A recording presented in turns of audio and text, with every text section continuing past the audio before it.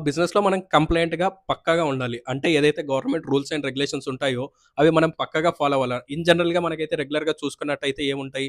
ROC filings ఉంటాయి, income tax, GST plus ఏదైతే local rules ఉంటాయో, లోకల్ బాడీ గవర్నమెంట్ రూల్స్ ఉంటాయో, అవన్నీ పక్కాగా ఫాలో అవ్వాలనమాట. ఎప్పుడైతే మనం ఈ రూల్స్ అండ్ రెగ్యులేషన్స్, లాస్‌ని అనేవి పక్కాగా ఫాలో అవుతామో, అప్పుడే మన బిజినెస్ మాత్రం ఒక స్టాండర్డైజ్‌గా ఉంటదనమాట. అంటే దీనికి ఒక బెస్ట్ ఎగ్జాంపుల్ చెప్పాలంటే, మనం రీసెంట్‌గా చూసుంటే పేటీఎం పేమెంట్స్ బ్యాంక్ అనేది ఏమైపోయింది? క్రాష్ అయిపోయింది. అది జస్ట్ వాళ్ళ సింపుల్ థింగ్ ఏంటంటే, ఏదైతే మనం ఏ బిజినెస్ స్టార్ట్ చేసినా అది ఒక లీగల్‌గా రిజిస్టర్ చేసుకొని వెళ్ళినప్పుడు, గవర్నమెంట్ కొన్ని సెట్ ఆఫ్ రూల్స్ చెప్తాదనమాట. సో, మీరు ఈ టైప్ ఆఫ్ కంపెనీ రిజిస్టర్ చేశారు. మీ ఇవన్నీ కూడా ఫాలో అవ్వాలి. ప్లస్ మీరు ఈ టైప్ ఆఫ్ బిజినెస్ చేయాలంటే మీకు ఈ పర్మిషన్స్, ఈ లైసెన్స్ కావాలి అనేది ఉంటదనమాట. సో, మనం బిజినెస్‌లో చేస్తున్నప్పుడు అవన్నీ పక్కాగా తీసుకోవాలి. ఏదైతే ఒకసారి తీసుకొని వదిలేయడం కాదు. వాటిని రెన్యువల్స్ చేసుకోవాలి. యాన్యువల్ కంప్లెయింట్స్ అని ఉంటాయి. ఇవన్నీ చేసుకోవాలనమాట. ఇవన్నీ చేసుకోకపోతే ఏమవుద్ది?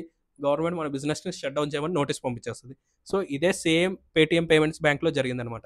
సో, మన బిజినెస్‌లో కూడా మనం ఏవైతే చేస్తున్నప్పుడు రూల్స్ అండ్ రెగ్యులేషన్స్ ఏవైతే ఉంటాయో అవన్నీ పక్కాగా ఫాలో అవ్వాలనమాట. ఏ ఒక్కటి మనం అటు ఇటు చేసినా కూడా మన బిజినెస్ క్రాష్ అయిపోయినట్టే ఇక.